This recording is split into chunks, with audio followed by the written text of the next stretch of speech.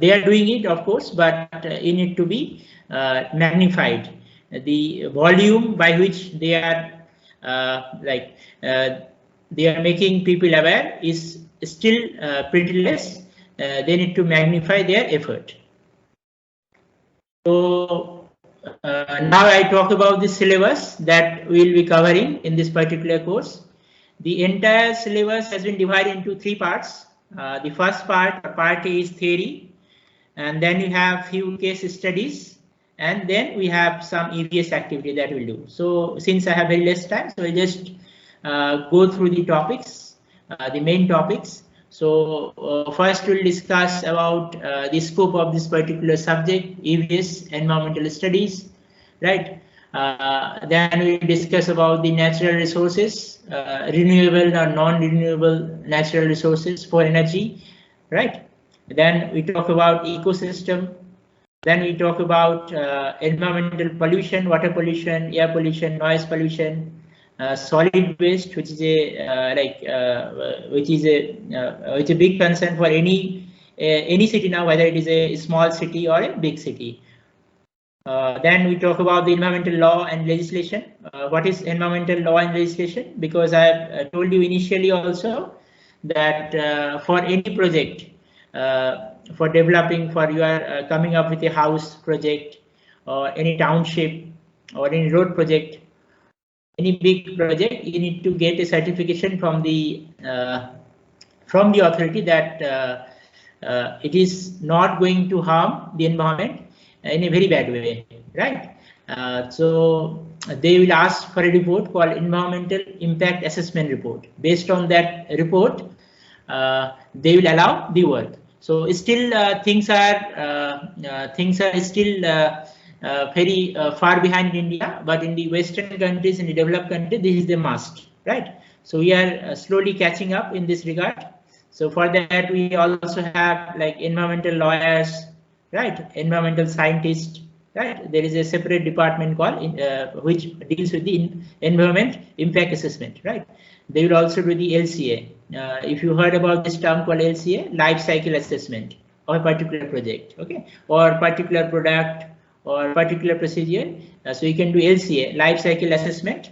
What basically is LCA? LCA is basically a study from cradle to death, cradle to grave, you can say. For example, a particular product, right? For example, I'm right now I have a pen. So what are the raw materials required?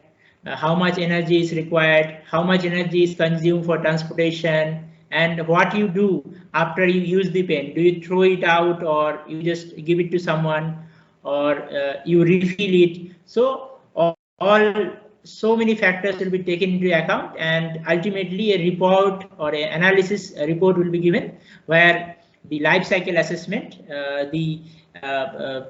life cycle assessment report will be given, whether we need to make some changes in a particular step, which will make this product greener. So those kind of analysis can be done by LCA. Then last but not the least is disaster management. Nowadays, you know, cyclones, tornadoes, floods, earthquake, they can they are not very rare event, right? We can often hear about all these natural calamities. So we should be ready for disasters management, and there are what are the policies and how it is done. We'll be discussing about that. Then we will be taking few case study, how the shores of Sundarbans is vanishing, right? Chennai flood, is it a man-made disaster, or how human contribution was the main factor in the Chennai flood? What is the cost of green revolution, right? And how do you define an electrified village? Current distress and all. We'll discuss. We'll take cases, and maybe not only we'll limit ourselves to only these 6 case studies. We'll also discuss something more. Maybe we can organize some discussion or debate among you, or maybe we can give you some small project. You can present your project, And lastly, we'll do some activities. This you can take it as an assignment.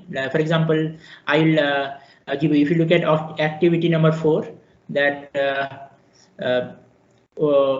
you can take a note of what are the different appliances, electrical appliances that you're using at home, and how power is consumed, right?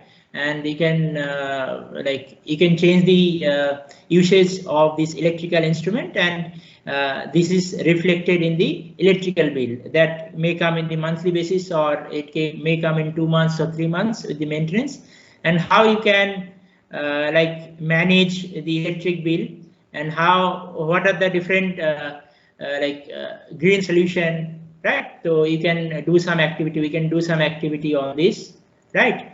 And also you can take example of a city, and many of you are all of you are from different cities, right? So you can take example of your city. Maybe you are from Delhi, from Chennai, from Bengaluru, or from Jaipur or Calcutta. In your particular area, you can get the data, the climate data. You can also get the pollution data, and you can study about the variation of this data throughout the year, right? How is it in January? How is it in December? How is it in the month of July? And you can study about that, and you can make a report about that, right? So these are the many activities that we'll be doing in this particular subject, right? So these are the learning outcomes of this course. So this is pretty simple, right? So what is the you will understand the multidisciplinary nature of environmental science, environmental studies, and how to manage the resources, and what is the role of ecosystem in managing this natural resources. We'll also learn about that. We'll also discuss about the types, sources, and the prevention and control of various pollution, air pollution, water pollution, sound pollution. Then we will also learn about the different laws and policies that control the different project, and also the government policies. What are the different government policies? We'll also learn about that. And at the last, we'll also learn about how to mitigate and manage different disaster, how to do the disaster management. So these are the learning outcomes of this particular course. Okay, so you can also see your career in environmental education. So there are different courses. Now UGC have made this course mandatory for all, whether you are doing BTech, BBA, BCom, BA, whatever you are doing. This course is mandatory for all the courses, all the streams, right? So you can find interest in this particular course, and you can pursue PhD, or you can work from some law firm, or also you can work for any IT company or any software company which particularly deals with this environmental issues, right? So in the class we'll discuss more about all those things. So what are the different computer applications in the environmental studies? So all of you are aware of what are the major global problems, global environmental problems. There is global warming, acid rain, ozone layer depletion, deforestation, loss of biodiversity, different kinds of pollution, solid waste, municipal waste, how to manage this, water shortage, food shortage. Now these are the problems. As a computer engineer, IT engineer, or any engineer, your job is to provide some kind of solution, right? So we'll see some of the examples, because the time is short. So we'll take 2-3 examples what we can do about it, some of the problems. So just to give you some information, what is ecological footprint? Ecological footprint is basically the human demand on the natural capital, right? For example, the ecological footprint depends on the lifestyle that you are having. Suppose all the people in the world start to live like the people in the USA, we will need 5 planets, right? If you look at India, we are still at 0.7.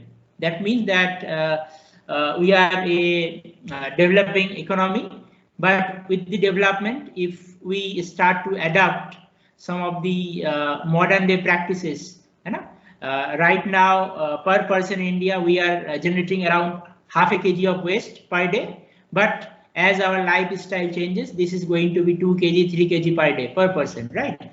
Then we'll also reach to the stage of maybe China, Spain, Japan, like that. So world should adopt our lifestyle without compromising development, right? That should be our goal.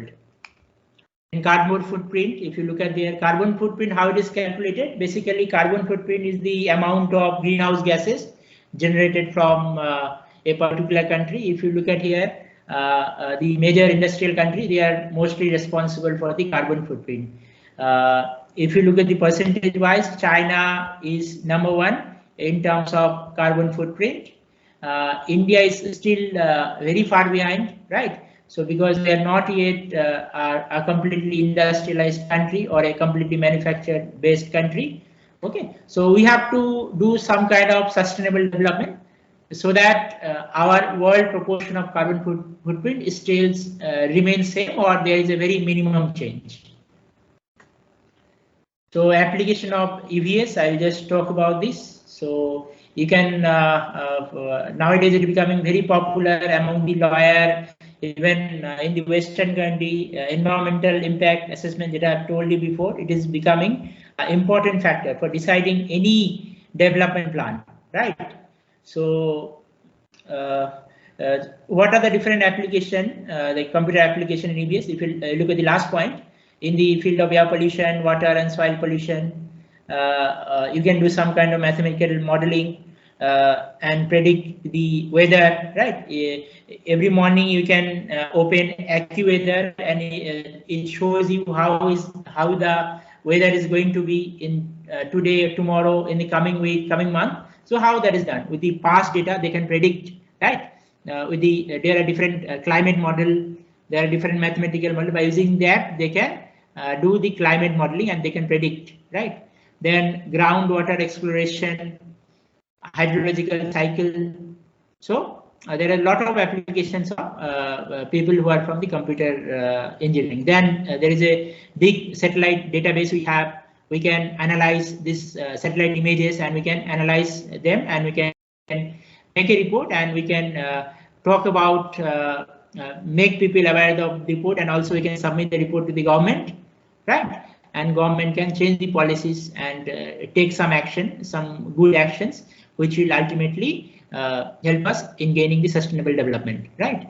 So there are a lot of image processing, remote sensing softwares that can be used to analyze all this data. So some of the examples I have taken. So for example, IoT. What is IoT? If you do not know, you'll be knowing that in your like in this in future, in the coming semester. So IoT is Internet of Things, is an advanced automation and analytics system which exploits networking, sensing, big data, artificial intelligence technology to deliver a complete system for a product or service. These systems allow greater transparency, control, and performance when applied to an industry of system, right? So environmental monitoring can be used, can be done by using IoT, right? For example, you can do weather monitoring, environmental protection, water safety. So there are a lot of application of IoT in the environmental studies. So you can still people are doing manually the data they take for air pollution, water pollution. They have to do a lot of sampling. So a lot of human intervention is required. But if you take help of IoT, that can be done on a very regular basis, and we can give a very good report on that based on IoT without any kind of human intervention or lesser human intervention, right? This will also give us warning of the disaster. We can put some of the sensors near the coastal regions, and also we can keep different sensors in the different parts of the city, and we can get the pollution data, and we can analyze this, and accordingly we can mold, or we can transfer the traffic, right? And we can also make changes in our policy. So extreme measures have talked about this, so we can know beforehand how the weather is going to be. So these are some of the application of IoT. Commercial farming, like Using IoT, you can also know the moisture content and also know the different ingredient present in this soil. So by using IoT technology, we can increase the yield of the crops, right? Suppose you have acres of lots of hundreds of acres of land where you can where you are doing farming. By using IoT, your yield will increase and you can earn much higher profits. Then some of the application of image processing I will talk about. So if you look at this, example, I've taken one example. If you look at this, this is basically RLC. This was, if you look at it, look at this picture, the very first one. This is in 1973. This picture is from 1987, and this is from 2010. Right? You can look at here.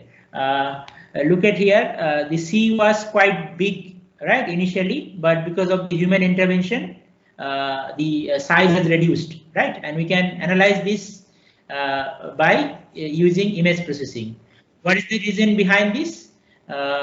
Because of the water diversion, by the because we need this. We are very for our purpose. We are overutilizing the environment. So because of this reason, this is happening. This is just taken one example. There are a lot of examples for that. So we can also do image processing from the satellite data, that how the vegetation is happening, what is this crop yield is going to be, and we can also predict, right, depending on the rain, how the coastal line is changing, if there is erosion or not. We can continuously analyze the data from year to year basis. Okay, you can do some matrix, make some matrix and give some point there, right? And using this matrix, you can predict and you can compare data from 1 year, 2 year, or 5 years old, and to the data, the present data, and you can make your report. So now we'll move on to the third part of my presentation. So can somebody guess what is this? I'll give you like few seconds. Can somebody guess what is this? Maybe in the chat box you can write. Can somebody guess what is this? I will take another 10 minutes to finish my presentation. So I'll just open the chat box if there are some answers.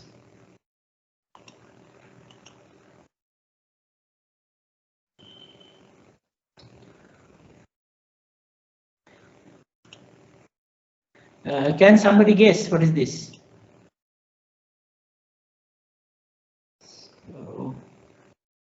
I think there are a solid no. Okay, I will give the answer to you. Basically, this is marble dust. Okay, so as I was working with the Manipal University Jaipur, so I am shifting now to Bengaluru campus. So Rajasthan is one of the largest producer of marble. 95% of the white marble is found in Rajasthan. So what they do during the processing of marble, a lot of waste is generated and they simply dump in the dump yard, right? So this is what has happened over the years. So it looks like snow, right? So you can see the trucks. They will simply dump all this dust, and that create a lot of environmental issues. It create air pollution, and it also degrade the soil quality, which is ultimately affect this the production of the crops. And also it creates, when mixed with water, it creates a lot of it makes water adulterated, which need further filtration and management, right? So there are a lot of environmental issues, and it causes a lot of respiratory diseases also. So we need to find some kind of solution, right? So this is my personal experience. I have told you before also, whenever there is a problem, you need to find some kind of solution, right? So what I have done, this is also my work of PhD, and also I have been associated with this particular project for last 3-4 years. Okay, so what I have used this marble dust, and made some tiles which can be used in household for wall tiles, for bathroom tiles also.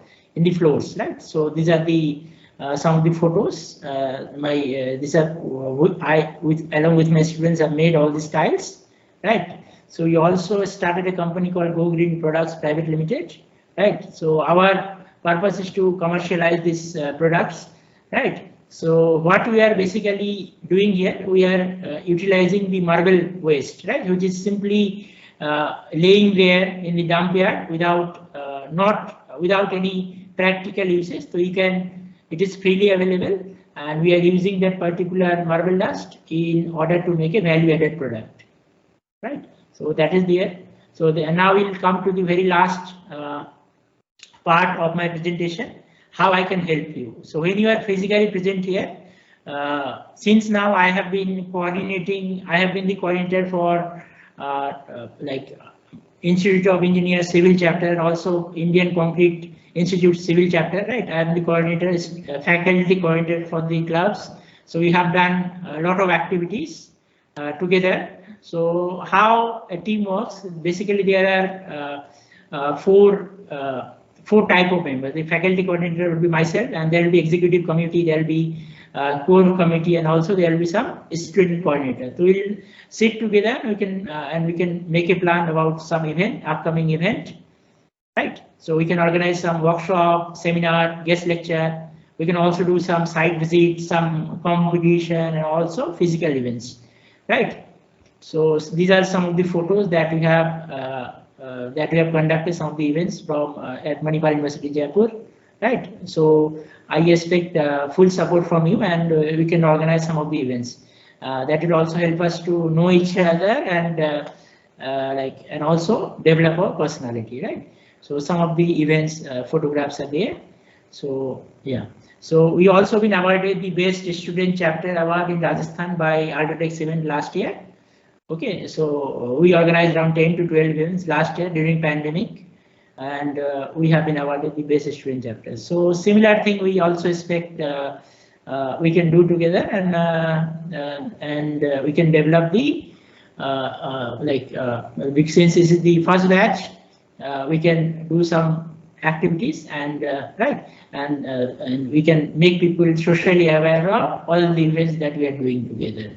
So that's all from my side for today's presentation. Thank you all for patiently listening to me. So if you have any questions, so you can ask me. So thank you very much. Thank you for giving me this opportunity.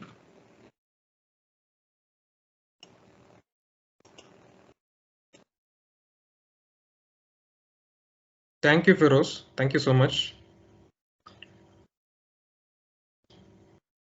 Do you have any questions? You can put it in the chat box.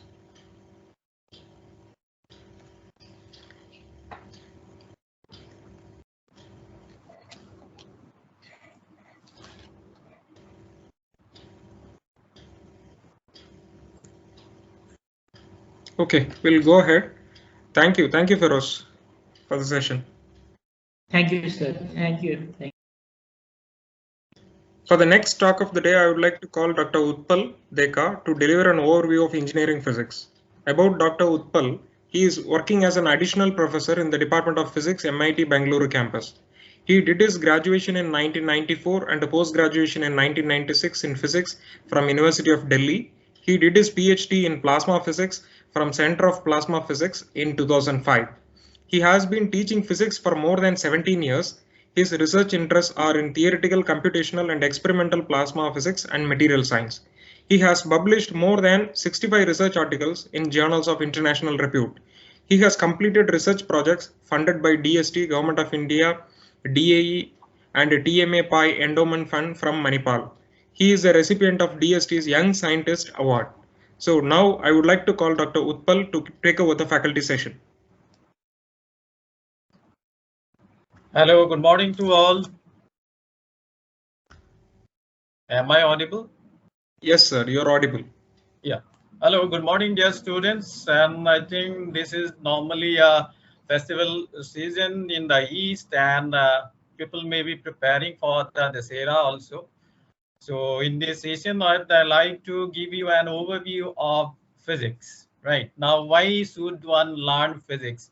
normally when we try to get into engineering, everyone have to prepare for 3 basic subjects for, say, physics, maths, and chemistry.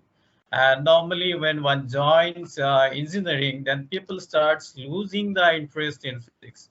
So in today's presentation, I'll take you to a rendezvous of how physics is connected to the technology and why technologies should know about physics and how physics is going to help all the technologies. I'd like to go to a small presentation over there. Let me share my slide first.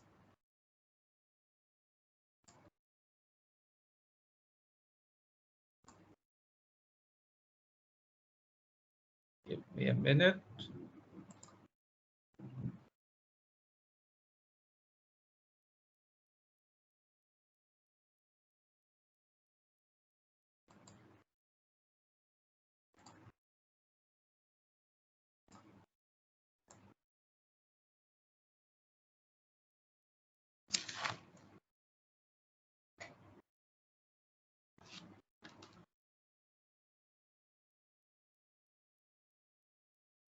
Is the slide visible? I think it does not come in the presentation mode. So it's visible, sir. Yeah. Is it in the presentation mode? I couldn't see it. No, it is not in presentation mode. Yeah. Now I think it is coming in a presentation mode. Okay. So what I have basically prepared is a physics for the industry-oriented engineers. Right. Now, all of you have joined the MIT, one of the most prestigious engineering institute of the country as well as the world. Now, you would like to do something new as an engineer, right? Now, how I can create something new and how it is going to help the society at large. As an engineer, we'd like to innovate something, we'd like to create something new, and ultimately that should be deliverable to the society such that the society gets the benefit out of it. So how I'll start with is why should one learn physics? So I'll just take a quote from one of the most prestigious institute of the world, that is the Perimeter Institute, which is in Canada.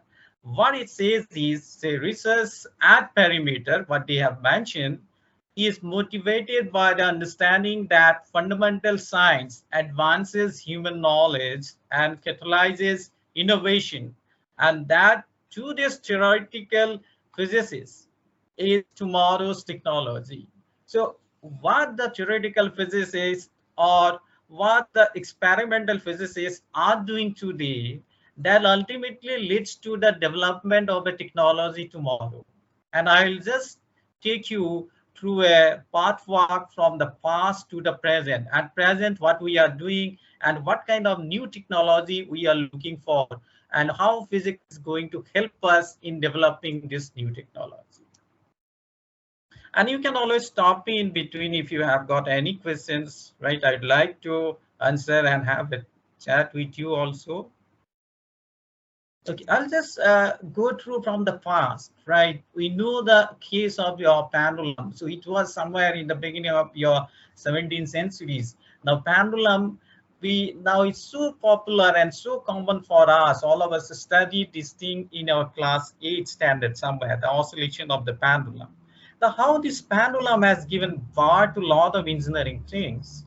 Now you might not be aware about the whole clock, even the measurement of our blood pressure and everything, the pulse, is because of the oscillation of the pendulum. So all devices like this clock has itself been developed by the oscillating pendulum. You just have to manipulate the length and the mass of this pendulum and you change the time period. Now, one of the biggest application of this pendulum in engineering is something like, if you are very much aware about the civil engineers may be aware, or people who are aspiring for civil engineering, they may be aware, the whole earthquake, we have all experienced earthquakes. Now, how do they measure these earthquakes? And the earthquakes comes in your seismic waves and the seismic Sir, waves. sorry to interrupt you. Yeah. Yeah, your slide is not moving, sir. No, I have just, is this visible pendulum slide? No, sir. It is in the first slide only still. Okay. So what I suggest you know, sir, if things are not working, don't go for presentation mode. You can keep it in the normal mode and you can scroll it down, sir. It moves on. Yeah, maybe that may be. Is it visible at this moment? Or let me reshare once again. Now I can able to see this. Now I can able to see physics for industry. I mean, Yeah. you are seeing that pendulum engineering applications. Yes. Maybe that presentation was not working. Yeah. Okay. There'll be a little bit of difficulty maybe in viewing this one. Let me slightly analyze the thing.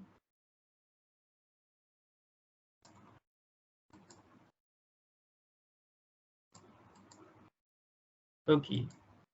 This might be a little better than before. Okay. So what I was saying about is, like, if we take about even a simple pendulum, that has given birth to a lot of engineering applications. Normally we say neglect the knowledge of pendulum. What is the use of this one? But if you look at its engineering applications, this is enormous. So even say the most sophisticated and advanced part of this oscillation are used in designing the dampers. So when you look, most of you have already learned about the simple harmonic oscillator, the damp oscillators, right? So the damp oscillators, the physics of these damp oscillators has been used for developing call your dampers in designing buildings. Now in India also in some places they are being used, but this is mostly exploited in places like your Japan, where they experience frequent earthquakes. Now they use the dampers such that the building, when there is a shock, the building slowly shifts its bases and it absorbs the shocks. So that is one of the advantages of using the dampers. But if you want to understand how do the dampers work, the whole part of understanding the science behind this is nothing but the simple oscillation theory of oscillation. I'll go back to another very important thing. If you look at this oscillation of the pendulum, we always take the cases where this value of theta is very small. Normally you find that the force is coming as a factor of sine of theta, but we neglect that sine theta and consider as a theta, considering that this theta is very small. But however, if theta is not small, you cannot neglect the sine of theta. And you know that the sine of theta can be expanded in the form of a series. Now, if theta is not negligible, that means the oscillation is not a simple one. It's not a cyclic oscillation. So this study gave birth to a new area called the nonlinear dynamics. So if the pendulum is released from a great height, say if the angle is somewhere near to your 150 degree, what will happen? And this area of nonlinear dynamics is highly exploited in engineering in the control theory. So those who are working with electronics or electrical engineering, you may be familiar, or those who will be working, say, developing your dimension towards your electronics. You will be very interested in understanding the control theory, the control or the feedback mechanism. So all these are developed dependent on what is called a nonlinear dynamics. Then from this is very early stage of physics and how engineering is related to this one. Next, I'll take you to a next stage where you find that the knowledge of a tracer and the thermodynamics. So there's a development of the physics, and the whole development of physics, how it caters to the development of engineering and how it changes the whole facade of your society. So if you understand, most of us all are aware about how the pressure and the work works, right? What is the relation between the pressure and the work? And the basic thermodynamics, the laws of first law, second law, or the third law. So all of us are aware about your Boyle's law. We have learned about your Boyle's law while maybe preparing for your 11, 12. Now you have done small problems. Now how can I use these laws to convert into some kind of an application? So it was first done by scientist known as, you can call him as an engineer also. During that time, this term engineer was not there. So engineer arise from somewhere near in your past World War or somewhere during that time. So it is a French word. It was mainly used for your civil engineering part. So the application was first done by Thomas Savery, who developed a steam pump. So if you have steam, if you hit the water in a closed vessel, it will create the steam, and that steam will rise the pressure of the system. So if it can rise, you can do and work, right? You have got a force and pressure relationship. So by that, you can get done a lot of you can say by using a small force also, you can lift a heavy thing. So that is one of the biggest application of this part of converting the force and pressure into some kind of a work done. However, this progress, the progression of the use of physics and then developing the steam engine, that was Newcomb who developed that steam engine, and finally it was James who modified actually Newcomb's steam engine. So Newcomb's steam engine was not that efficient. Now you know that the efficiency is a very important thing. So you must have learned about the efficiency part in your thermodynamics when you are discussing about the thermodynamics, right? So the efficiency is an important part. Now when Newcomb he developed this steam engine, the efficiency was very poor. Now finally it was James Watt, who was actually some kind of an engineer in and who used to look into repairing of the things. He was not a scientist at that kind, but he was into the repairing of the things. So he was given this task of repairing this steam engine developed by Newcomb. So when he took it, he found that the efficiency was too less. So he redesigned. So as an engineer, I need to know how to redesign an existing model or an existing system such that I can increase its efficiency, right? There are always limitations. How can I understand these limitations? To understand the limitations, I will have to know the basic laws, why the limitation is there, how these things are happening, why these things are happening.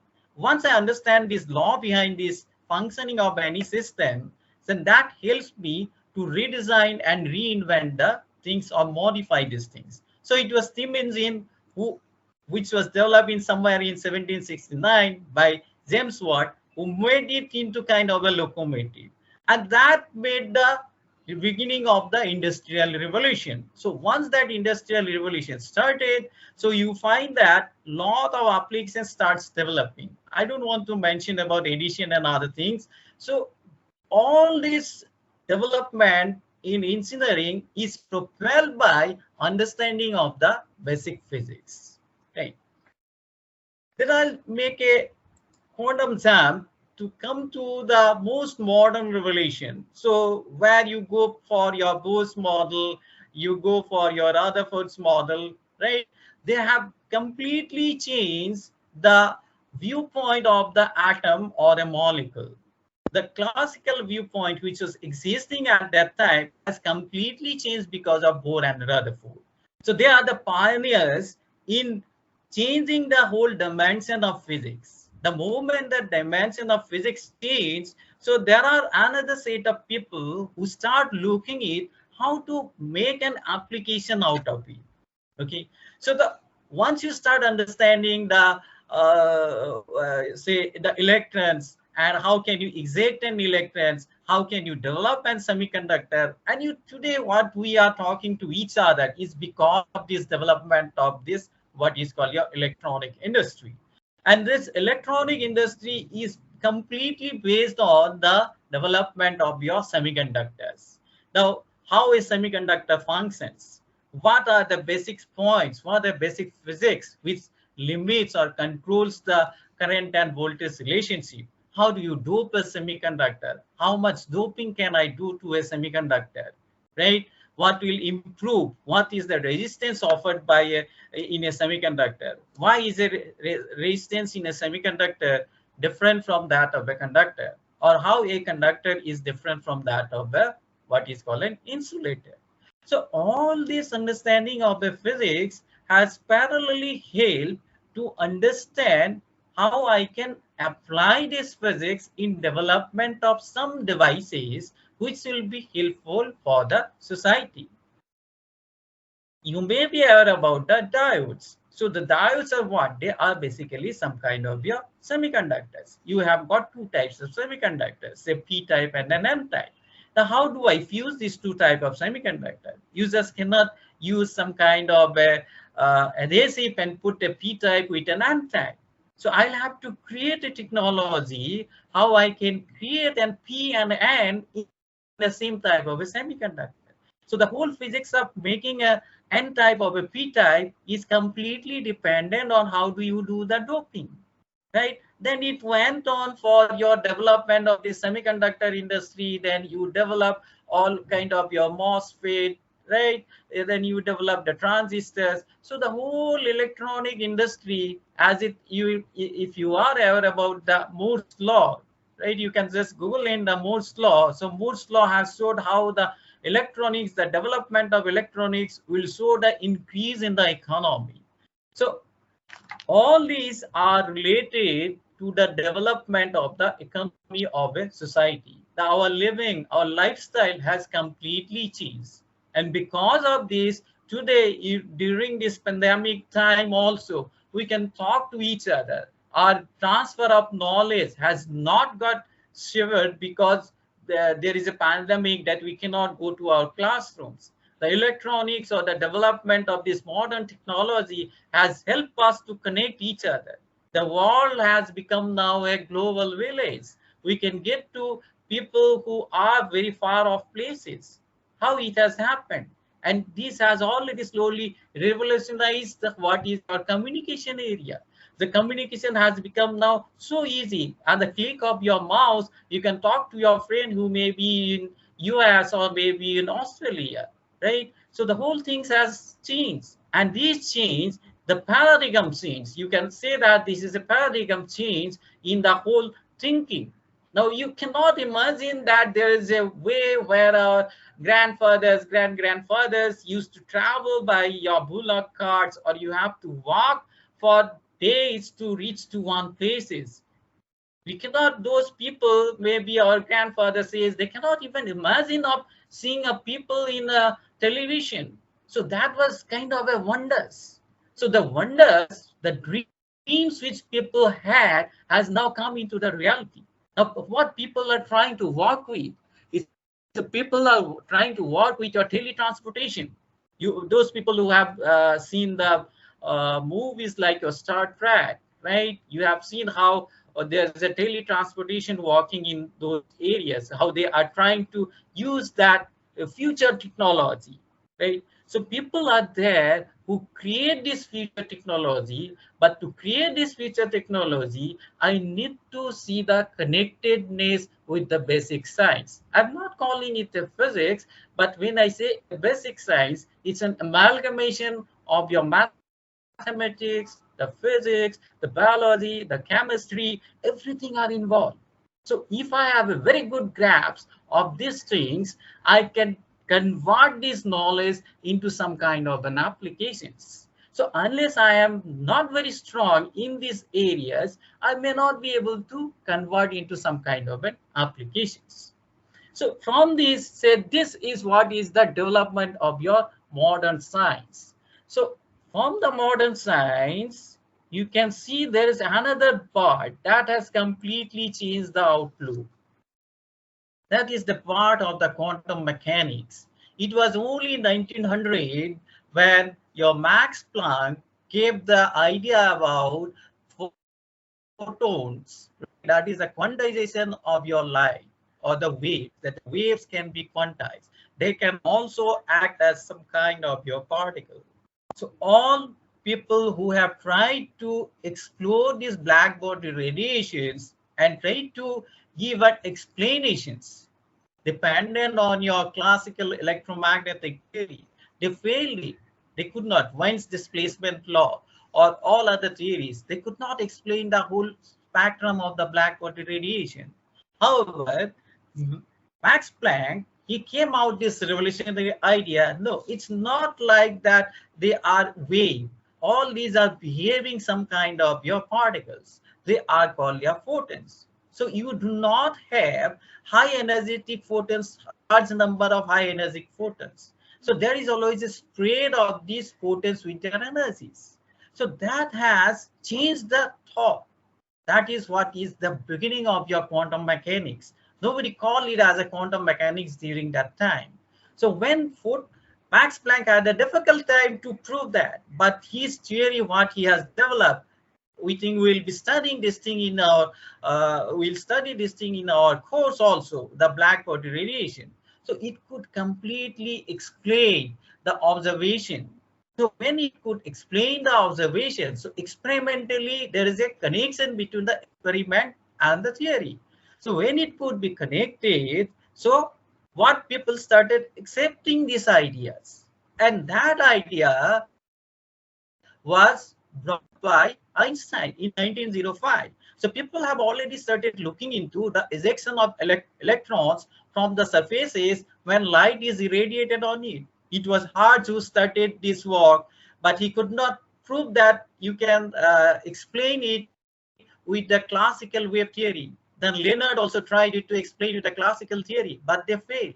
It was Einstein's ingenuity. In 1905, Einstein took the idea of what Max Planck proposed, and he could explain this photoelectric effect. And because he could explain, and it was already demonstrated, he got the Nobel Prize in 1921.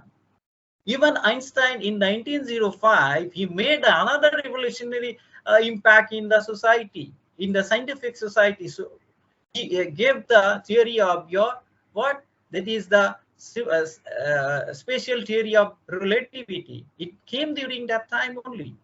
Right.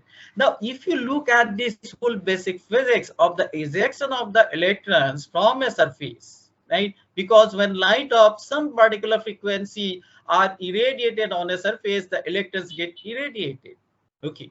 Now, it depends upon only the frequency, what will be the energy and what will be the strength of the current. So this whole development led to the product called your solar cells. Now, you may be aware about that most of the emphasis of today's world is to develop very efficient solar cells, right? Solar cells, because why? Solar cell is something which is a pollution free, and you get energy because of the sun's rays, right? So the whole emphasis or the whole technology toward today is driving towards increasing the efficiency of solar cell. And this efficiency whole completely depends upon the material science. So how can I trick these materials to make your compound solar cells or composite solar cells so that the efficiency increases? So these all gave birth to what is called a quantum mechanics. So how it started is somewhere in 1923. You must have read about the de Broglie's wave particle duality. Then in 1925, Schrödinger gave the Schrödinger's wave equation. Schrödinger's wave equation is nothing but it is the equivalent second law of Newton for the quantum mechanics. Then your Heisenberg, who gave the uncertainty principle.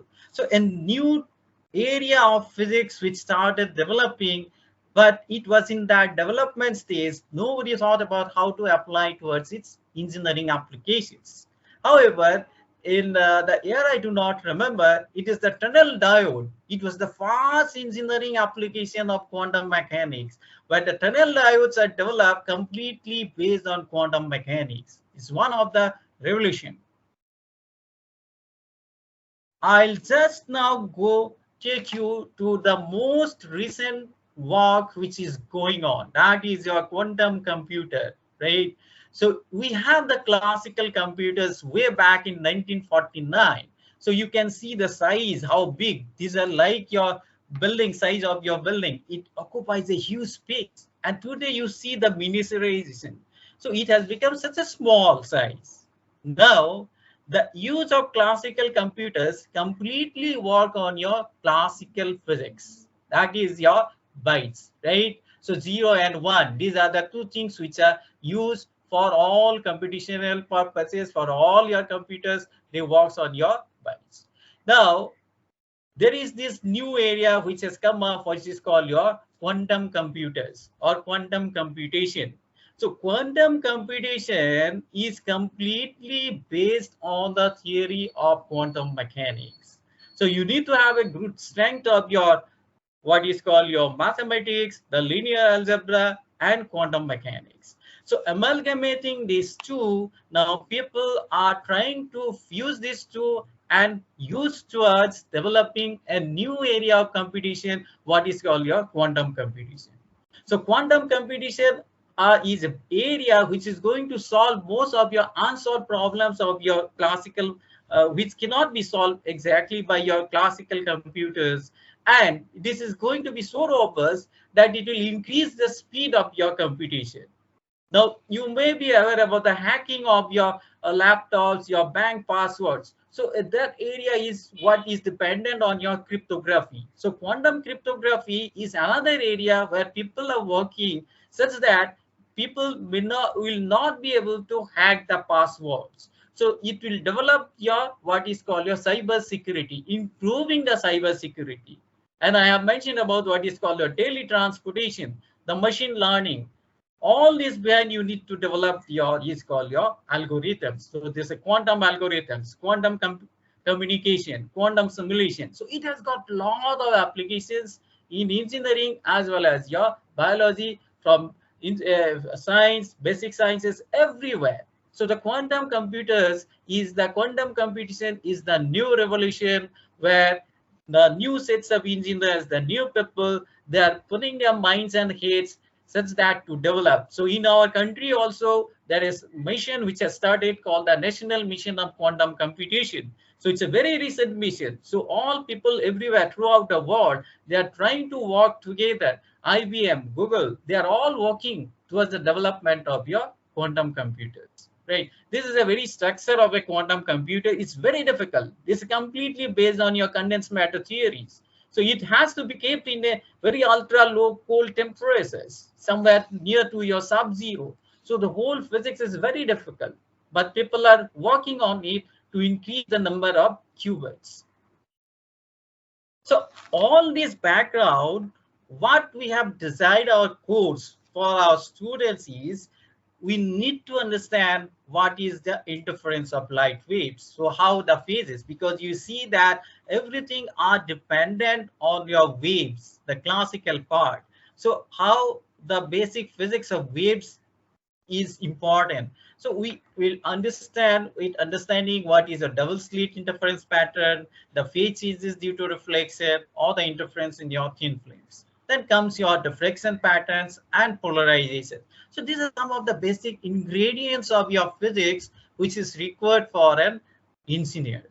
Then comes the modern physics. That's why we have given more emphasis on this part of your modern physics. So we'll try to understand what quantum mechanics is, quantum physics is. You might have already heard about most of the things, but we'll try to again dig deep into these areas of your black body radiation, say Planck's hypothesis, photoelectric effect, how this quantum mechanics will be the backbone behind this new technology of quantum computation. So then we will go into your quantum mechanics. So you will have to understand what quantum mechanics is going to give us, what is the Schrodinger's equation, how do a quantum particle behave. The whole nanotechnology survives on your quantum mechanics only. The new nanotechnology is a new point, new area where people are doing research and trying to applications, the medicines which are developed. So you'll find in paint, medicine, so many areas this nanotechnology has been used. Okay, so the physics behind all these are nothing but your quantum mechanics. Ultimately, the atomic physics behind your gradient about this one. And when you want to understand about the material, ultimately you will have to play with the material. So material is all for the engineers. The engineers have to work with the materials for developing something which you want to develop something, an application. You will have to have a material for this one. So we'll give you a basic background about the molecules and your solids, what is semiconductors, devices, and superconductivity. So this is whole as a package considered as the engineering syllabus. So we'll develop the theory behind this one, right? And after that theory, we'll also do practicals, which will be on par with your theory. So the whole syllabus of your physics is divided into two parts. One is your theoretical physics, the other is your experimental physics. So experimental physics will be in tune with understanding some of the theoretical physics, which will be understanding in the class. Okay. So the last slide, which I'll write to tell you is, if you want to become a smart engineer, which an industry orientation, if you want to do some research in the advanced field, if you have got some innovative ideas, so these can only be strengthened if you develop sufficient knowledge in physics and the basic science. Basic science is nothing but it's a kind of a hidden treasure for all the engineers. That will help you strengthen your engineering mind. It will help you to make a lifelong learning a pursuit for your future, right? So if you have any questions, you can kindly ask me. Most of the things we'll be discussing in the class. This is a completely an overview as a kind of a journey of how physics has evolved, how technology is hand in gloves with physics, and how physics is going to help the future technology. So understanding physics is nothing but it's an added advantage for all the engineers. If you have questions, you can kindly ask me.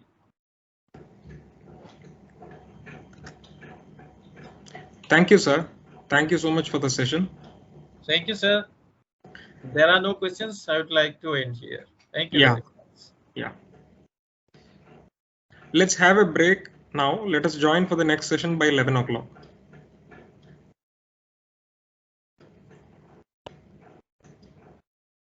We advise you to keep you joined in the meeting.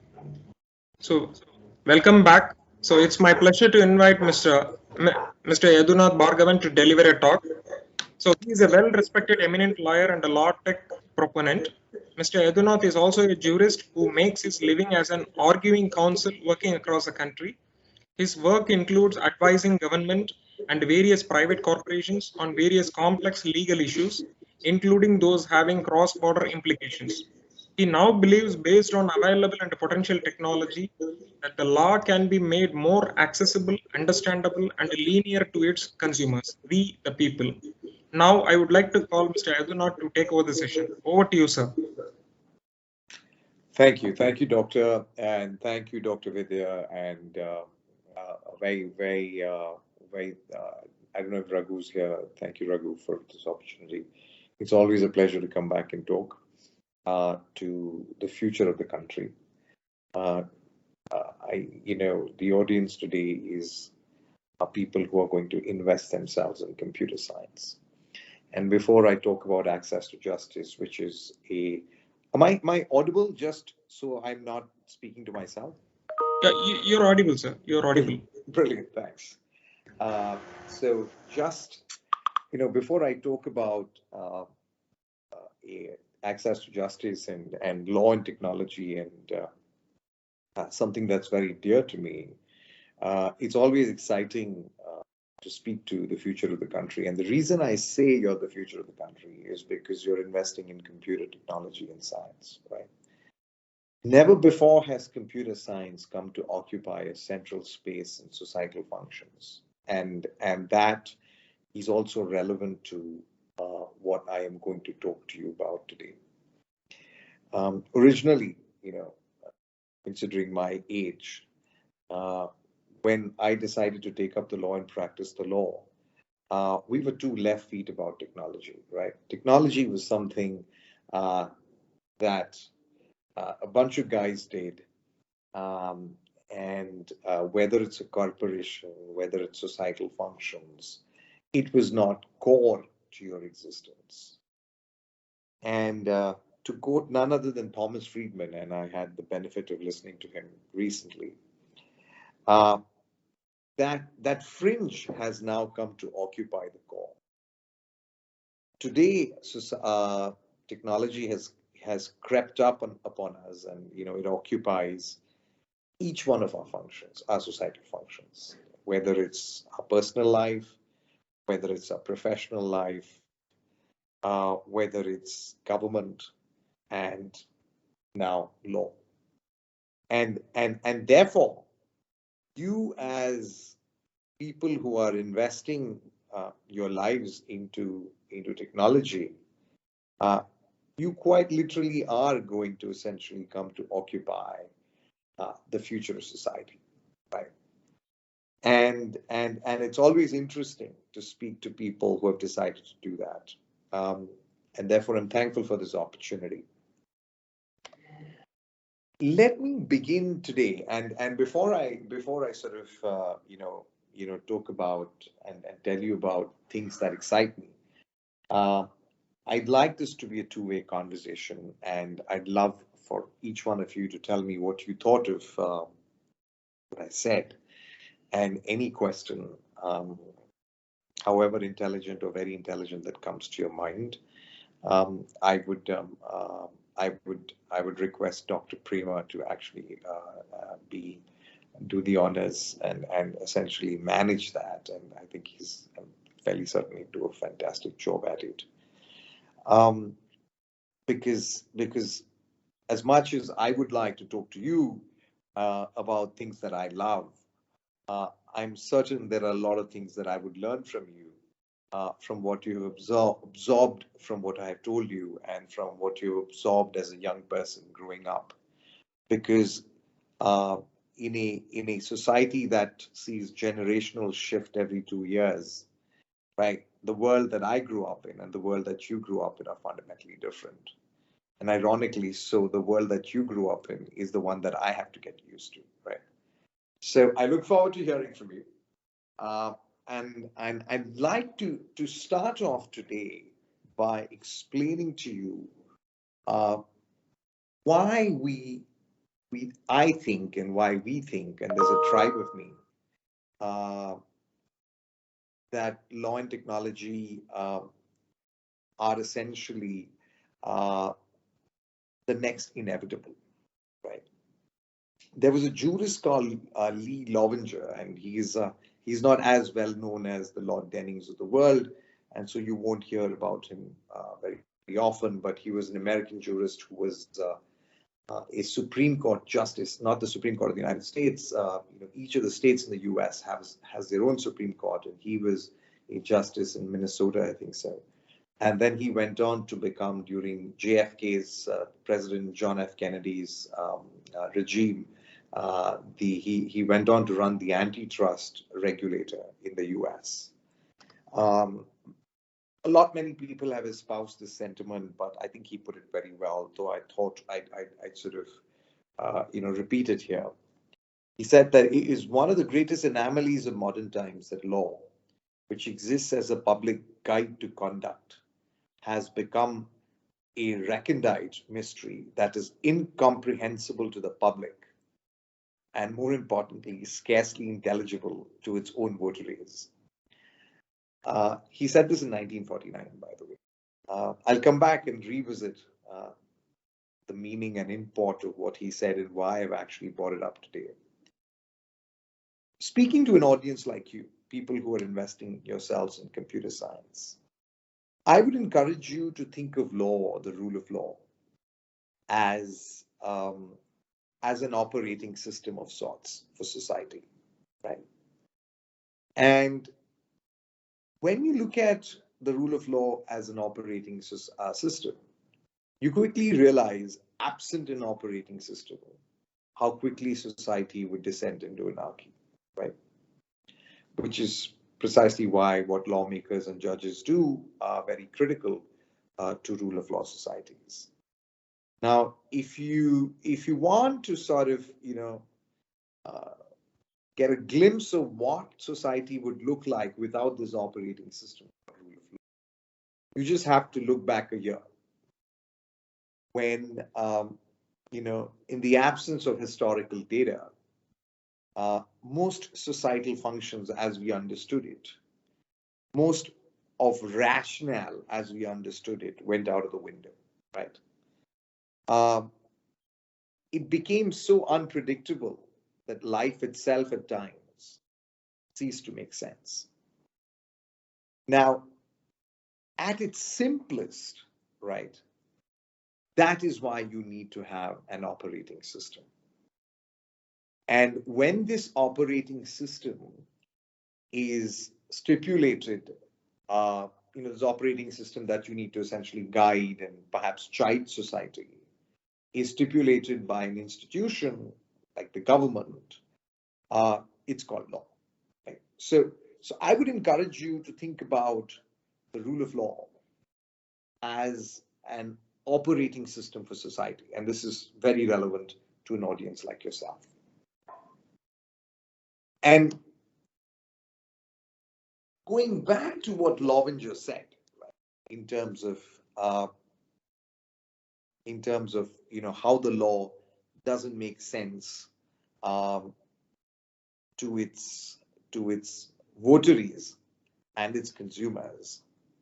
The irony of the rule of law is that even though it's designed to guide and chide society, that are its consumers, that are its citizens, very few citizens understand it, right?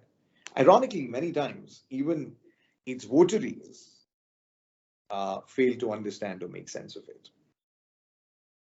And this was, to borrow Rajnikant's go-to catchphrase, mind it, a statement made in 1949, right? We are in 2021. Since 49 to 21, one would have assumed that this concept of rule of law and the understanding of rule of law would have gotten better. People would have consumed it better. We would have understood it better. Ironically so, it has gotten a lot worse, right? Many more people don't understand it. Many more people don't have access to it. Just to give you a metric, and this is on access, right? 70% of the citizenry in the United States do not have access to civil justice, right? I don't want to even hazard a guess what that percentage is in India. Now you can see, if you were to, again, it's great to be actually talking to, future computer scientists and future computer professionals.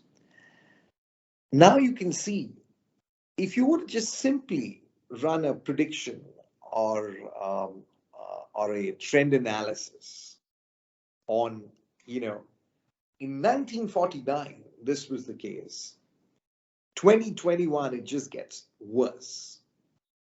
Now, as the population or the base grows, if you were to just run a trend analysis or a prediction model, you'd see that very quickly, if we were to follow our existing models, and I'm not just talking India, I'm talking all common law jurisdictions, you'd pretty much get to a point of breakdown pretty quickly.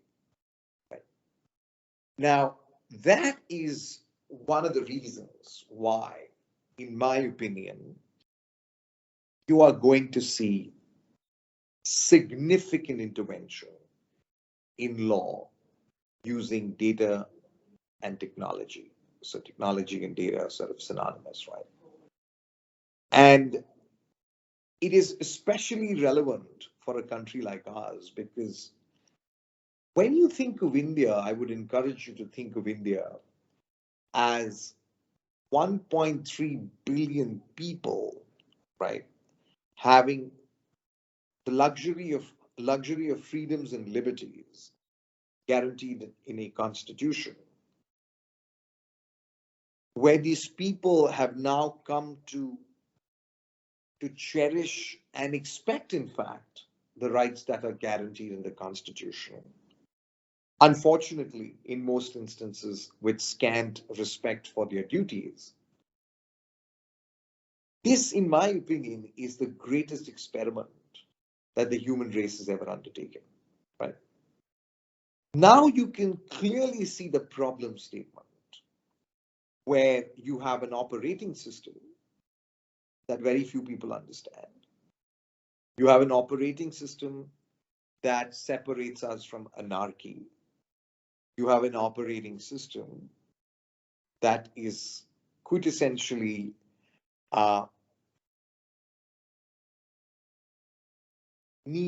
will need to be changed or rather refined as we go through in order to make sure some of our constitutional guarantees and ideals are met, right? So this essentially, in my opinion, is why technology and data promise to be good friends to the rule of law, right? When you look at law in technology and law and data, synonymously, when you think of them synonymously, you can think of them through various lenses, or you can examine them through various lenses. When you examine them through the lens of its constituents, the people it affects, right? You can divide them into three categories. One is folks who administer the law, right? And these are lawmakers, that are governments and judges who administer the law. Right? Technology is going to have a profound effect on how law is made and how law is administered. Then there are the consumers of the law, we the people. Technology is going to equally have a profound effect on how law is consumed. And this essentially is the most important part, right? The problem today is that there's very little understanding of how law is consumed and how much of what is consumed is understood by the people who consume it. And it's also going to have a significant effect on people like myself. And you can see us as interlocutors or enablers of the law, the folks in between. Right? You have on the one hand administrators of the law, you have on the other hand consumers of justice, and you have folks like us in between. What's interesting was, one of India's tall jurists, Justice D.Y. Dhananjay Chandrachud, very intelligent gentleman. He made a very interesting comment, and he said, what if law in India were to be, law as in the administrators of law were to view administration of law and administration of justice as a service to the consumers. And you can quickly see, if you were to espouse technology and if you were to look at the rule of law as an operating system, that could actually be possible, right? And if you were to turn administration of justice, right, into a consumer-centric model, you would have quintessentially made democracies a whole lot more viable. Right? Unfortunately, as much as it's exciting to be your age, because the world is your oyster and change is going to be profound, some of this change is going to be fairly existential as well, right? And in my opinion, democracies are going to be challenged at their core through data. Right? And one of the ways to beat that challenge is to make the whole concept of administrative justice into a consumer-centric model. That itself is a very interesting sort of a topic to talk about, and I going down that rabbit hole might take another day or two. We have limited time, and I'd like to hear from you so I can make this more meaningful. I would encourage you, while you think about technology in the context of law to also think about technology and data in the context of design when you think about law. There's very recently,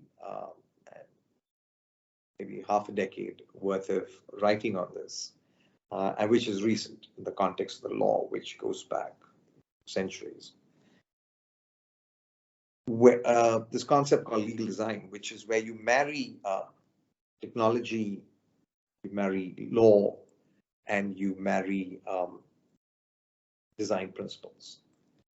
And you do that to keep the consumers of law, the consumers of justice, the consumers of for whom the rule of law operating system has been built and designed by the Constitution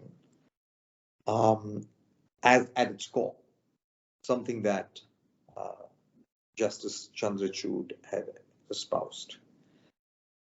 And then you go about building solutions once you've identified intent and result, right? It's a whole new way of looking at how would you dispense justice, and that to me exemplifies the core of the access to justice movement. Right?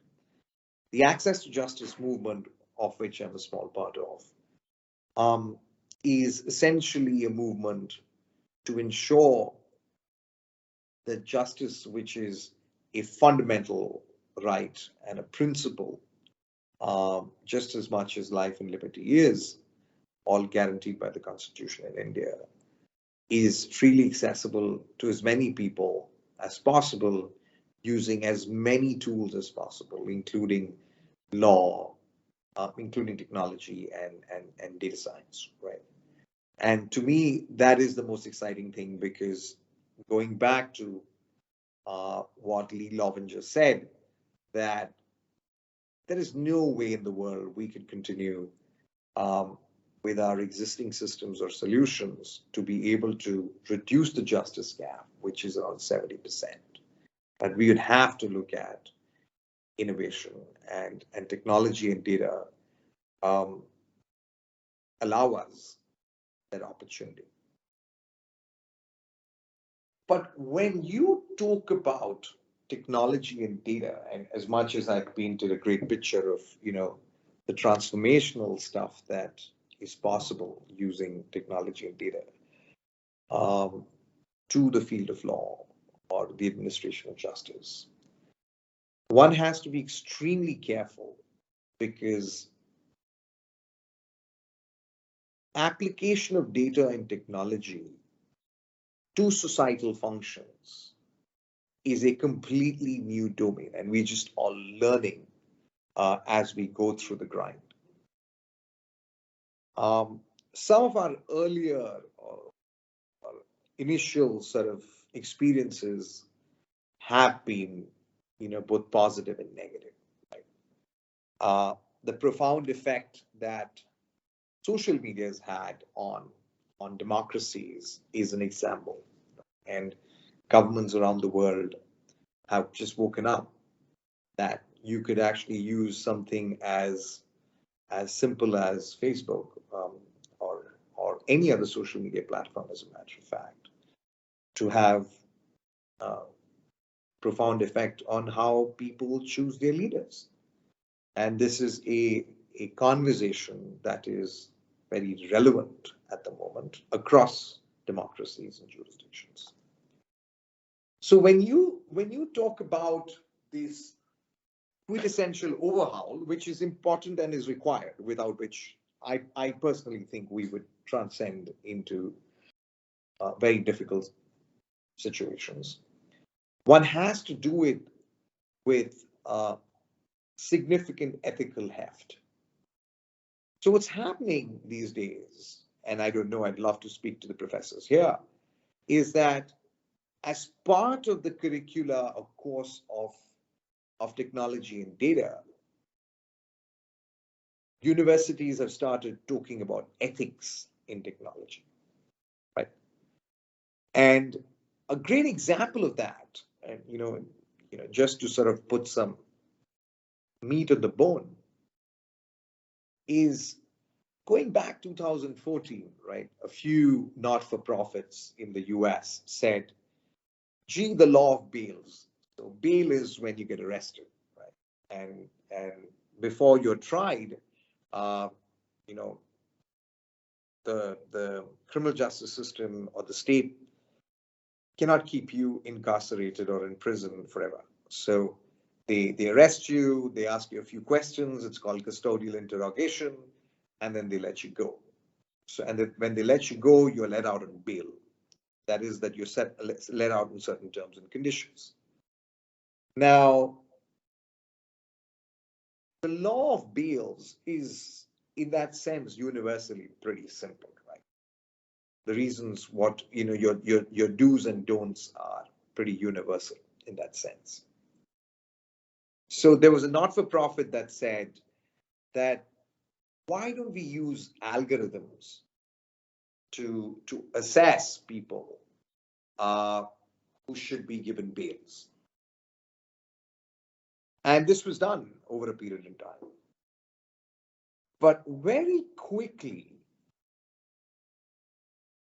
people started noticing that the algorithm was perpetuating racial bias, right? That is, in the US, African Americans under the system, the automated system, were less likely to receive a favorable recommendation. Now, this, in my opinion, brings us to two conclusions. One is what I just spoke about, that when you build technology for society, you have to do so with inherent checks and balances and keeping a very strong ethical backbone in mind. But you can't build it like normal technology. But second, and this is the more interesting part, is that it also betrays how easy it is to spot existing biases, right? So the reason why the algorithm was skewed, biased, is because it was built on historical data. Now, it was multiplying historical data in that sense at its simplest. Now, never before would you have been able to see so easily the obvious pattern of racial bias had it not been for this algorithm.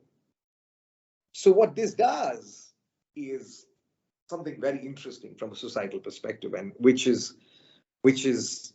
what brings us to a very difficult T-junction, right? On the one hand, if you put your head in the sand and you say, I do not want to use technology law because this system works, we clearly know it doesn't work, right? 70% people don't have access. You are going to end up in significant problems. You can just run a simple trend analysis or prediction model. But on the other hand, right, if you were to espouse technology, it's not that you've magically solved the problem. In fact, what you've done is you have started using law as data. Right? And the minute law becomes data, what it does do is that it makes law a lot more measurable from a qualitative and quantitative perspective. It makes it a lot more easy to see trends and patterns, even for the simplest of minds. You don't need to be a PhD to do that.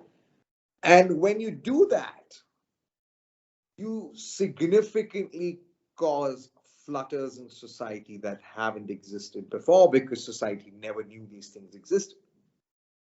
So now you are at this difficult T-junction. Damned if you do, you're damned if you don't. Which is why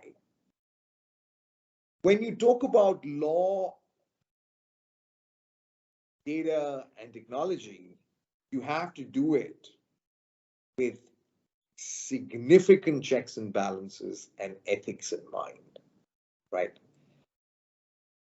And I could go on about this as to, some of the very interesting things that one has already started seeing, right?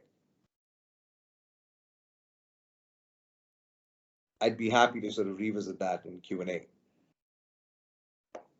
What I'd like to do is quickly touch upon, one of the interesting sort of areas. As I said, there is a ton that's already happening, right? Of automation, of intervention of technology in law, of intervention of data science within the law, from the perspective of the administrators of justice, from the perspective of the interlocutors of justice, and even the consumers of justice, right? One of the interesting sort of developments is computational law, right?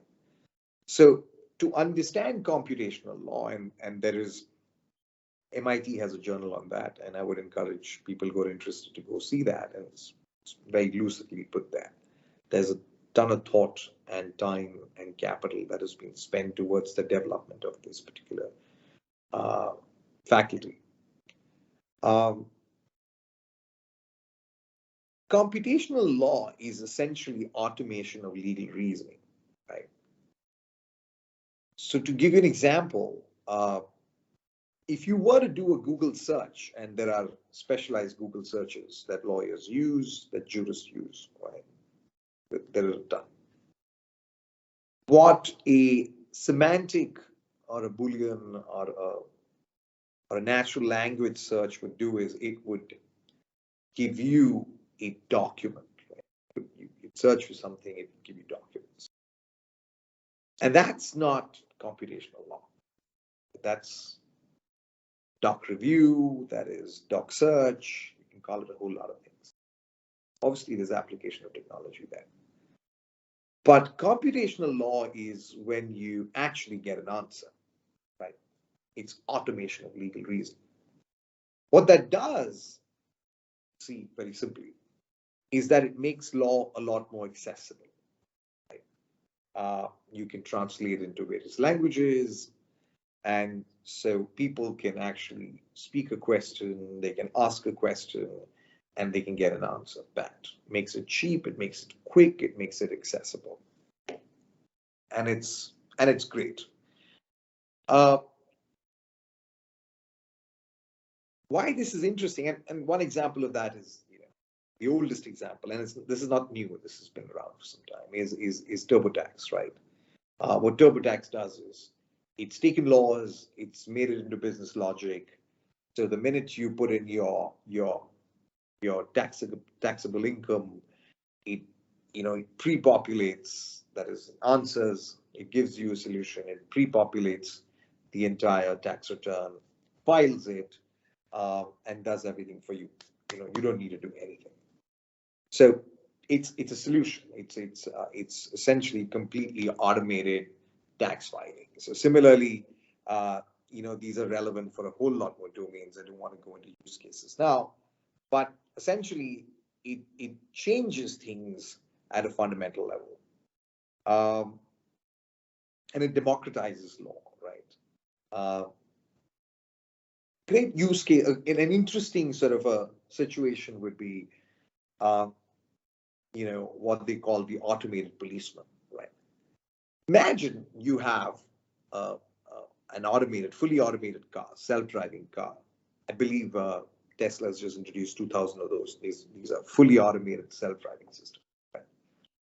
And you have a computational law sort of device within your automated system that has been sensitized to what the rules of the road are, right?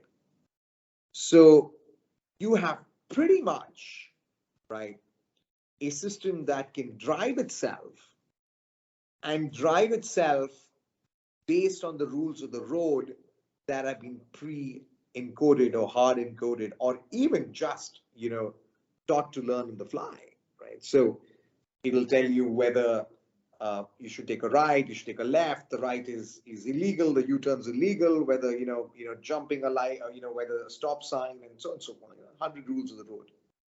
And assuming you break the law for whatever reason, right, the policeman would automatically ticket you. You don't need to have like a guy standing there, whistling away to glory at you.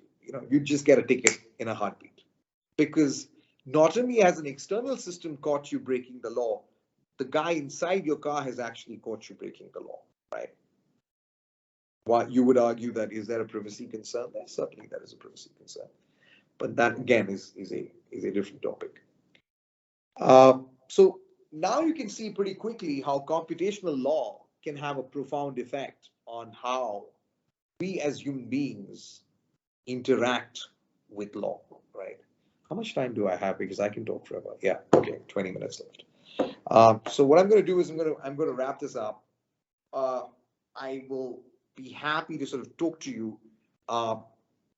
Before I wrap up, what would like to leave you with is that law is a very inexact science. This guy called Alan Kay, he's one of the smartest guys stateside. He's a prolific thinker. He has this concept called the theater of the mind, right? And how one of the biggest problems with the law is the theater in my mind is different from the theater in the mind of each one of you. And that essentially is what leads to interpretation within the law, right? How do you interpret it depending on which mind? When you use technology and when you use crowdsourcing of intelligence, you can pretty easily solve some of these issues, right? Of course, they come at a cost, and then you'd have to have societal conversations as to, what is the cost and what is the consequence. So you're going to have all of these ethical conversations bubble up, right, in each one of these domains. When you think about society in a realm where law is measurable and law is consumable in ways that are completely unthinkable, right?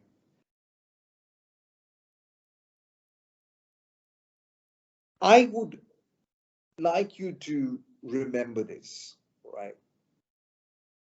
There's no putting this genie back in the bottle, right? Law is going to essentially be looked at as data, and the rule of law will quintessentially become the operating system for society, right? And there are good and bad parts to this. The good parts is your operational efficiency, just like anywhere else, is going to go up.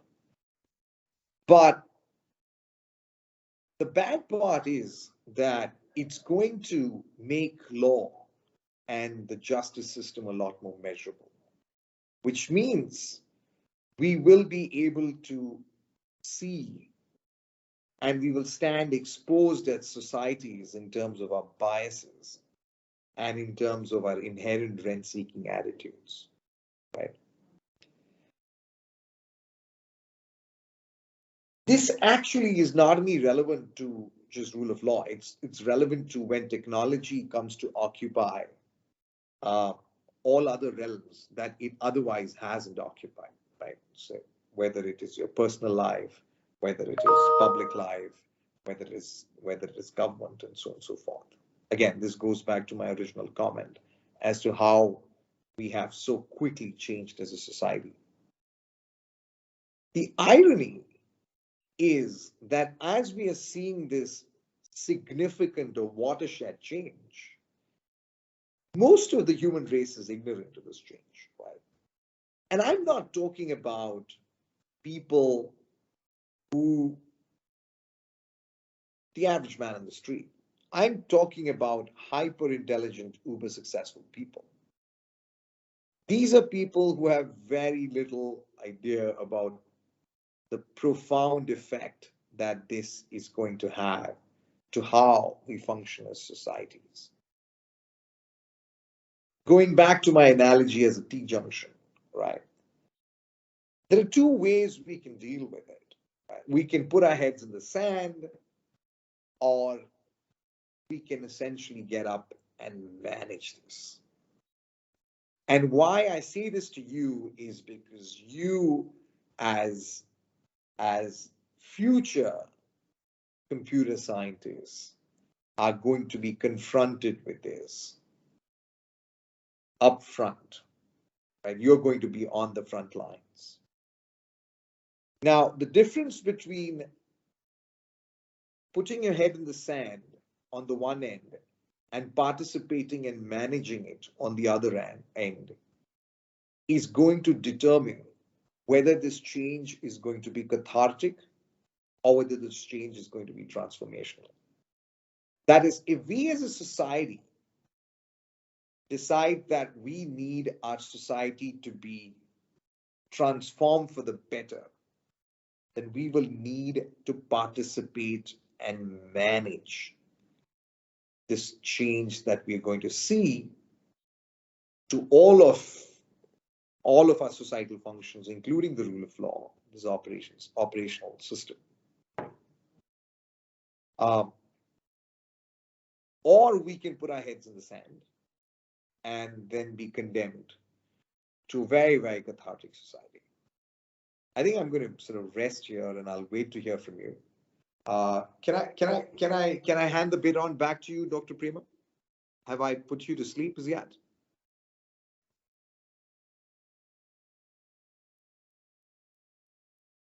Hello? Yeah. Yes, sir. I'm Ramaswamy. I'm here now. Yeah. Hi, Dr.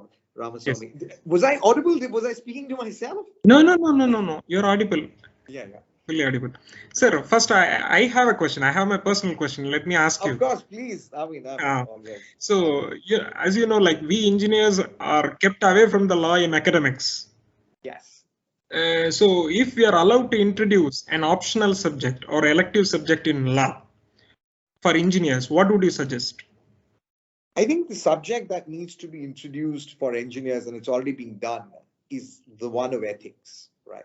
And I sort of touched upon it, because think about who the average engineer was, right? Let me make it as real as possible, right? Growing up, everybody wanted to go to Silicon Valley, right? Because that was the holy grail of where all of the intelligence and capital went to. So you wanted to go stateside because this was the country that was on the frontier of technology, right? And when you went there, right, the technology portion of anything, including an enterprise, let's take a car company, for example, right? The technology portion was one little portion of sales or inventory management. So you went and built some software for it, right? And as Thomas Friedman puts it very eloquently, today, the technology portion has become core to that car company, right? It has gone from the fringe to the core. Today, the most successful car company, Tesla, is a technology company, right? Because the raison d'etre of Tesla is not its suspension or its seats or the shape of the car, but the fact that it can talk to you, it can drive itself, and perhaps fly at some point in time. I don't know, maybe save your life, do an operation. I don't know what all Tesla will do in 20 years from now, right? So like every big successful company, it has now become technology at its core, and the service is essentially built around technology. So now you as a computer science engineer have gone from being on the fringe of society to the core of society, right? Now, when you're at the core of a societal function, whether it's building a car, whether it's building an autonomous driving sort of engine, or whether it is building rule of law, ethics becomes very, very critical, right? So the first subject that one would have to sort of invest in, as sort of torchbearers of society is ethics. Because if you build technology that is non-ethical, and we can go into that and speak about it for hours, you are essentially pushing society towards catharsis. If you build technology that is ethical, you're building a society that is transformational, right? So you can either go cathartic or transformational, and the differences lie in the sand. You know that. Yes, sir. So I'm getting a lot of interesting and different questions. One of the student had asked, is it possible that we are heading towards a future artificial intelligence, where artificial intelligence can be better than a human judge? As a lawyer, I'd be shooting myself in the foot if I actually answered that question. I should be invoking the Fifth Amendment. Not really. And here is why I say I think people who actually, and I have a ton of machine learning people who are colleagues. I don't think artificial intelligence is there as yet. We will reach the point of singularity at some point in time. So the thesis is that, when you bring the power of compounding to intelligence, of course it's going to be better than a single mind, right? A simple analogy: 100 or 1,000 or 100,000 or 1,000,000,000,000 Einsteins are going to be smarter than one Einstein. Simple math, right? So the power of compounding, when applied to intelligence, would essentially mean that a machine is going to be better than one single individual mind, right? So by that measure, hypothetically, an AI engine should be able to outperform any human being, including that of a judge. But it's easier said than done. I don't think that technology exists right now. I think there's a long way to go to get there. Today, what you want to essentially build is a system that is more augments the human in the loop, right? So consider the judge as a human in the loop. He's a very intelligent human being. He is extremely experienced. What you want to essentially build for him is something that tells them immediately, from a rule of law perspective, what is right and wrong, shows them a trend analysis, and from an equity perspective, right, which is the facts of the case, what is right and wrong. This is general dispute resolution. So judges do all sorts of things, right? They decide constitutional issues which are relevant to society. And the greatest example of that in India is the fundamental rights doctrine, right? That's judge-made law. The judges of the Supreme Court decided that there were certain portions of the Constitution which were sacrosanct. You couldn't change it. They were fundamental, right?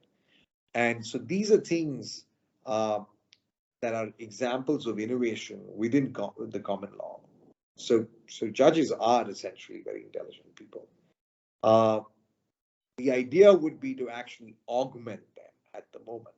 But hypothetically, could you build an AI engine using the power of compounding to intelligence? Yes. I mean, when will that happen? God alone knows. I don't know, Dr. Ramaswamy. You're better to answer that question than me.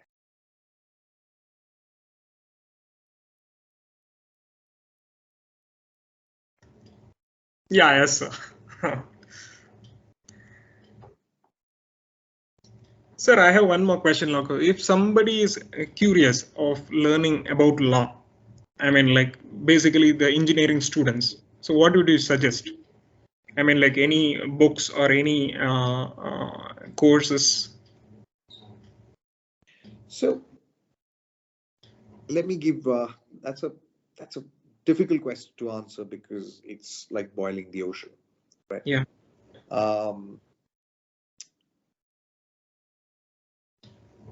The problem with the law is that there is a perception that it needs to be learned, and therein lies its failure. The challenge is that as a concept, right, the law assumes that you know the law, because not knowing the law is not a defense. And the biggest problem, this goes back to what Lee Lovinger said, that in spite of that assumption, right, very few people know the law, right, including its own votaries, that are people who practice the law. So herein lies the problem of design within the law, right?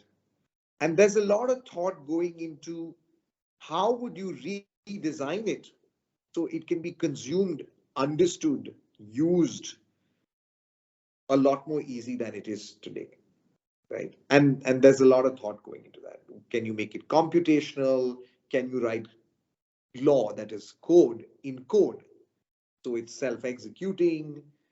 Can you introduce that concept to constitutions? Can you introduce that concept to statutes? Could you introduce that concept to contracts? If you had self-executing contracts, would that reduce disputes? A whole lot of things, right? Can you essentially mechanize dispute resolution? So there's a smart kid in Stanford, Joshua Bowder. He's sort of, I'm told, the supposedly the next Facebook. He started something called the Do Not Pay app, where, you know, before he went to Stanford, apparently he got a lot of these parking tickets when he was in London, and he said, gee, these parking ticket guys are evil. So he built a system using law as logic to beat parking tickets, right? And he's apparently saved around $9 million doing that. I mean, for people, right? So you just go use Do Not Pay app. So there is a lot of these things that are happening. So as an engineer, I would encourage you to look at that than to actually study the law. The irony is that at some point in time, society has to come to terms that law should not be studied. It should be as simple as common sense, right? That's the only way you can get people to consume it the way it's supposed to be consumed. The challenge is, if you go back to law, and this is, you know, and perhaps the interlocutors of law have to be sort of blamed for this more than anybody else, is that it's been designed to be understood only by the votaries of law, right? And therein lies a design defect. So as an engineer, my answer would be that you're better off investing in the future of law than the law as it is today. Is that helpful, Doctor? Yeah. It's really helpful, sir. Thank you. Thank you so much, sir, for the session. Absolutely not. Absolute pleasure to speak to you as always. If there are any questions, please do drop an email to me. I'd be happy to answer them. I hope I didn't put you all to sleep. Have a wonderful afternoon rather. Thank you. Thank you so much, sir. Thank you so much for the session. Thank you. Thank you so much. Thanks. Thank you.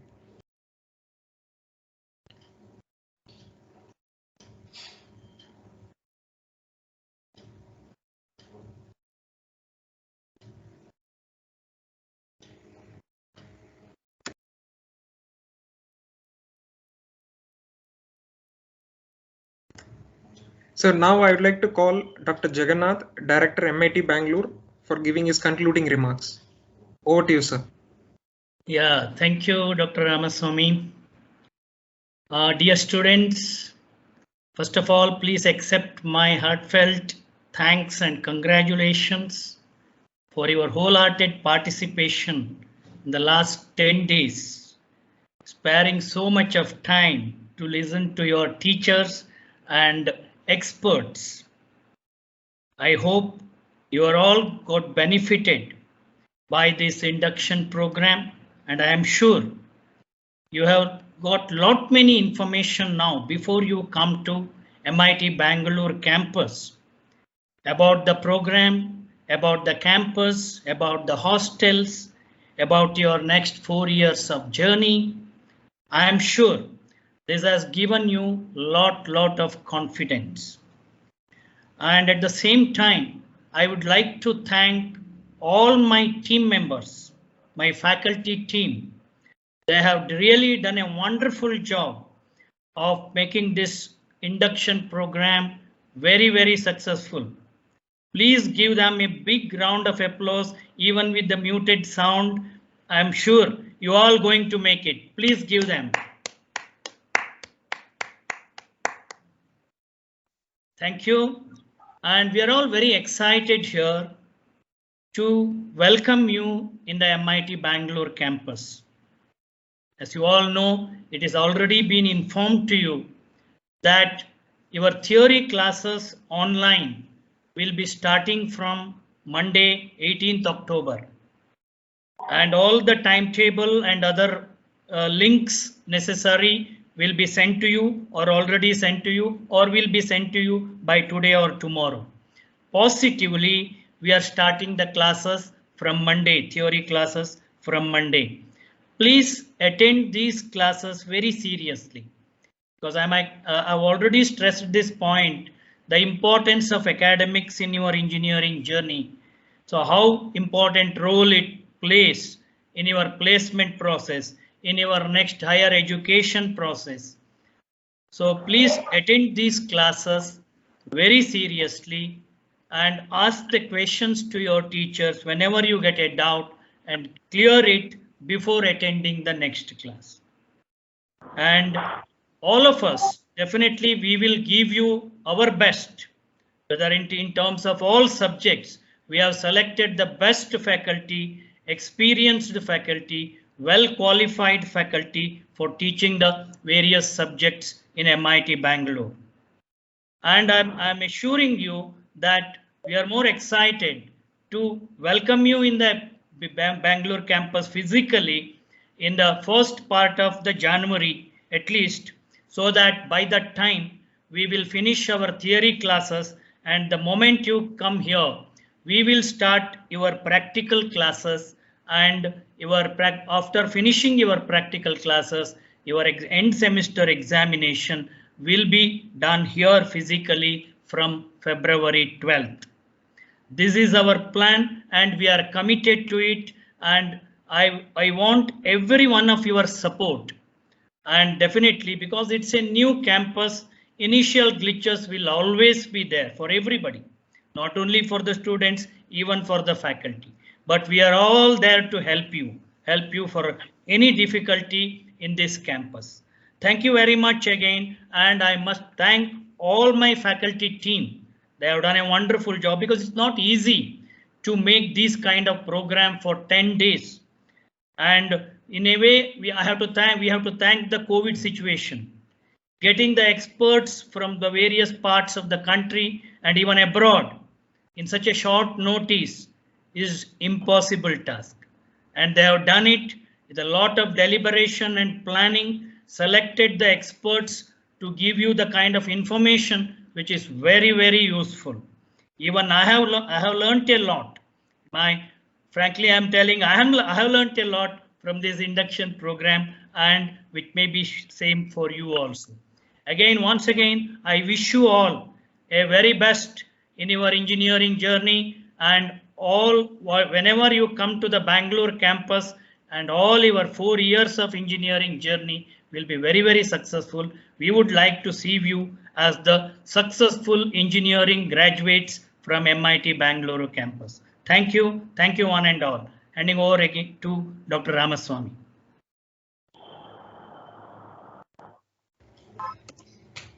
Thank you, sir. Thank you so much. So dear students, this is the last talk of the day. So your first semester classes starts from 18th October. Timetable, student list for physics cycle and chemistry cycle has already been shared to your learner email ID.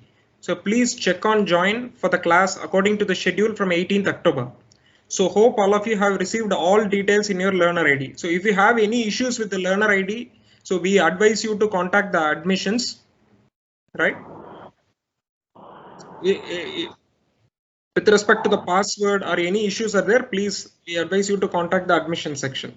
So if you don't know your email, learner email ID, you can contact us. So we have a list of learner email ID. We can able to help you out. But regarding password, we don't have any information. So you have to contact admission office only. Okay. All right. Thank you. Yeah. Excuse me, sir. Yeah, please. Sir, actually, I have a doubt regarding Microsoft Teams. So I logged in using my learner's email ID yesterday. Okay. And over there, it displays a biology for engineers team. Yeah. And the participants of that group and this group aren't same. So I wasn't sure if that is the right group or have been added somewhere. Don't confuse this particular link with that group.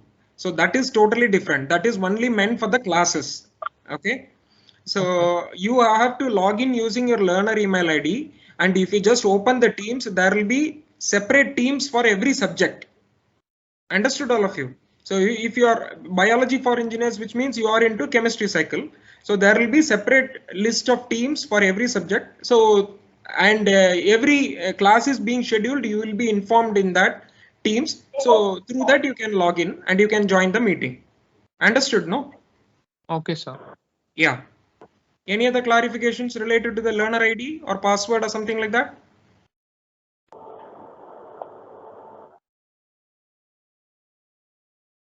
If you haven't received the password of the learner ID, so I advise you to talk to the admission office and check with your alternate email ID. There might be some problem with the alternate email ID. Because of that only, you might not have received the password and the username.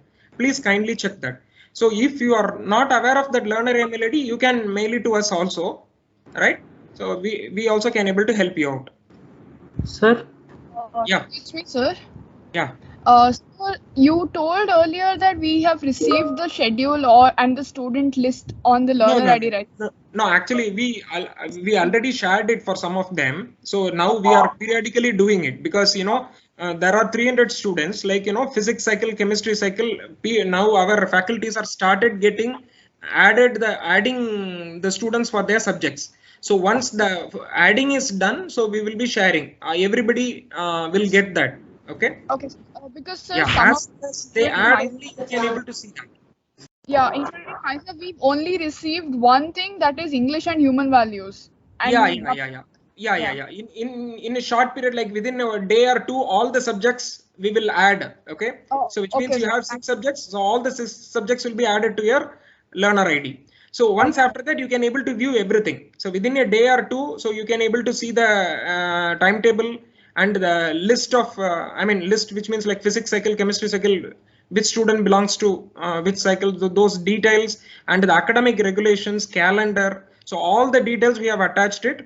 So in a day or two, it will be added because our faculties are doing it periodically. So it will be done in a day or two. Yeah. Okay. Thank you, sir. Yeah. Registration number will be given later only because from January only they are going to give the registration number. So now application number only we are going to use it. So using learner, whatever we have, we are going to communicate. We are going to communicate using learner ID only. Once again, I'm repeating it. Please check your learner ID often, every day, because if you want to communicate, that is the only medium we have. Because we cannot able to communicate from Gmail or Yahoo, so that is not possible. So that's why we have created learner email ID for all the 300 students. So whatever we want to communicate, some announcement, some circular, it needs to be circulated. So we will be doing it through learner ID only. Please kindly check that. Any other doubts? Sir? Yeah. Sir, I did not receive till now any mails regarding my learner ID. Learner ID, if you have not received, you have to contact admission office. Otherwise, you just email me also. But what I can help you is I can able to give you the learner ID only. But the temporary password only admissions office can able to give you. Okay, sir. Okay, because they have to send it to your email ID, alternate email ID. So that's why I am telling you, like when you are calling to admissions office, just ensure that your alternate email ID is correct. If it is not correct, then you will not get the username and password properly. So then these kind of issues comes. Yeah. Sir, I contacted the admissions office, sir, Manipal Edu. Okay. So they have sent me an email, sir, regarding my learner ID and temporary password. That's not working, sir. Again, I tried in. No, it has to work. It has to work. You please check it. Yeah. Yes, sir, it has to work. Please check it again. Otherwise, you have to contact once again admissions office. That's what I suggest. Yeah.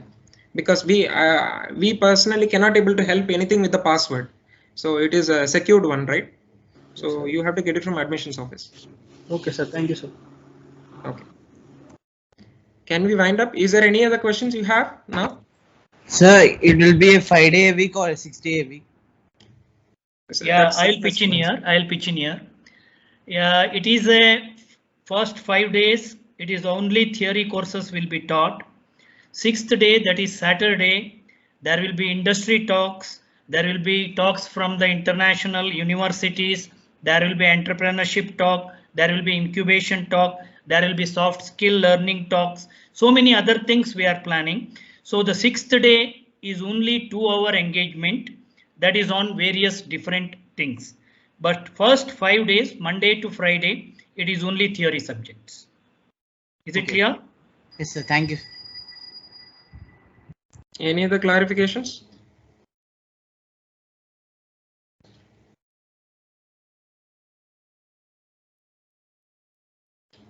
We can wind up now, sir. Yeah, thank you. Thank you very much, Dr. Ramaswamy, and all the students. Wish you all the best. Hope to see you all in the class. Thank you.